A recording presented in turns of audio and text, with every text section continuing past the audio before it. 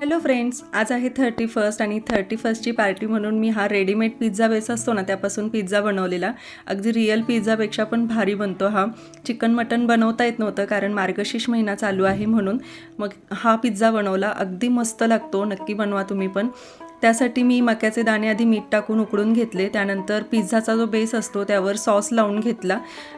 Pizza sauce लावला आणि mayonnaise टाकलेलं आहे मी आणि ते मस्तपैकी सगळीकडे स्प्रेड करून घेतलं. त्यानंतर त्यावर चीज टाकलं, मक्याचे दाणे टाकले, भाज्या ठेवल्या, शिमला मिरची, टोमॅटो आणि कांदा एवढ्याच भाज्या घेतल्यात मी. तुम्ही तुमच्या आवडीनुसार भाज्या घेऊ शकता.